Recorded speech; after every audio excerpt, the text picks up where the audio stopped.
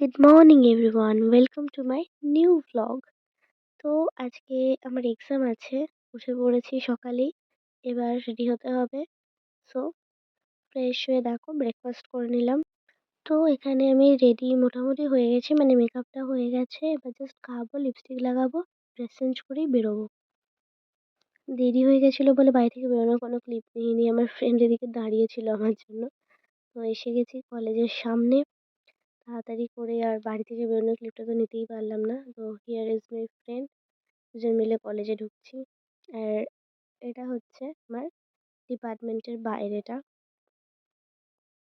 তো এক্সাম বলতে এটা মানে টিউটোরিয়ালের প্রেজেন্টেশনের এক্সাম ছিল। তো তারই মাঝখানে আমাদের সিনিয়ররাও এসেছিলেন। আর আজকে ছিল স্যারের বার্থডে, সেই উপলক্ষে কয়েকজন সিনিয়রও এসেছিলেন। আর আমাদের ডিপার্টমেন্টের যাদের যাদের আজকে এক্সাম ডেট ছিল, সবাই মিলে স্যারের বার্থডেটা সেলিব্রেট করলাম।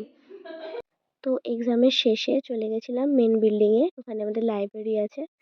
আর এটা হচ্ছে কলেজের মেন বিল্ডিং এর সামনেটা। বিশ্বাস করবে না, বীভৎস গঙ্গার পাশে বলে হাওয়া দিচ্ছিল। তো যাই হোক, বাড়িও পৌঁছে গেছি, প্রায় 5টা বাজতে যায়। এবার জাস্ট ঘরে যাব, খাওয়া দাওয়া করব। বীভৎস ঠান্ডা লাগছিল বাইরে, হাত লাইক জমে গেছে আমার। বাড়ি ফিরতে ফিরতে যেহেতু বিকেল হয়ে গেছিলো, তাই খুব খিদেও পেয়ে গেছিলো। মেকআপ ফেকআপ না তুলে আগে খাবার খেয়েছি, খেয়ে ডিরেক্ট বিছানায় রেস্ট নেওয়ার জন্য।